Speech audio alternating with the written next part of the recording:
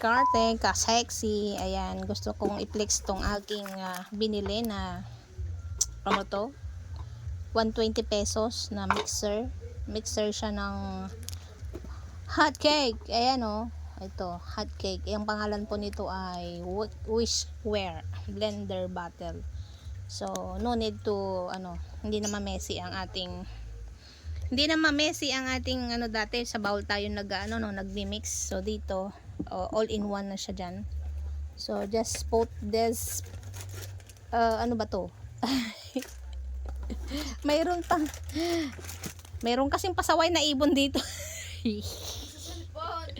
Paano tayo mag-vlog nito? May kasama pang kalabasa oh.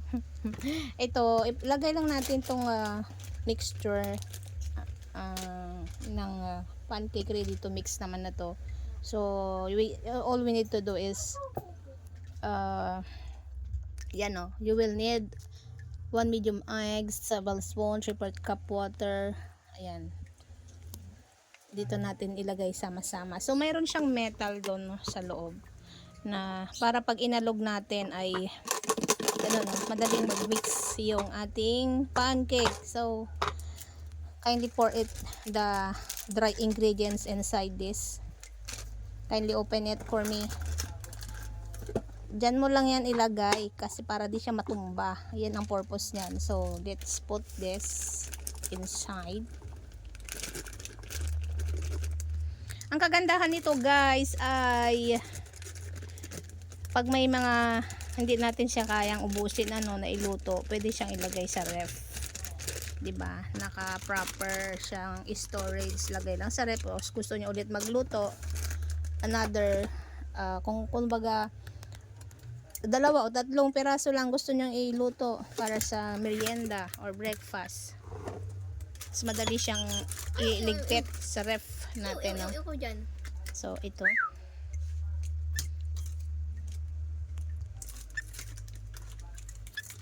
So lagay natin to. Lahat na ba?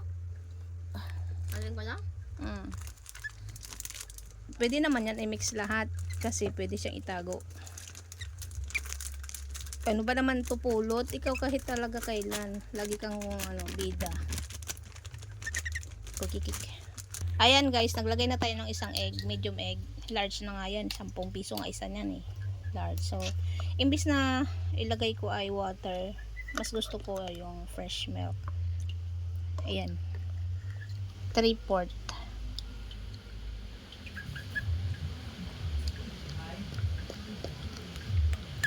Oops, tot.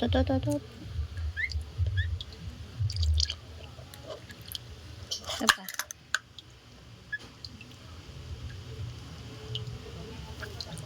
Punuin mo. No, na nga, oh.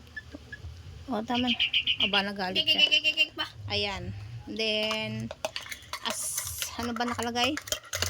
Isang egg, mantika. Kuha mo yung mantika doon. Tantahin na lang. 1 tablespoon lang yata nakalagay. 2 pala to. 2 tablespoon. So, just trying our pancake.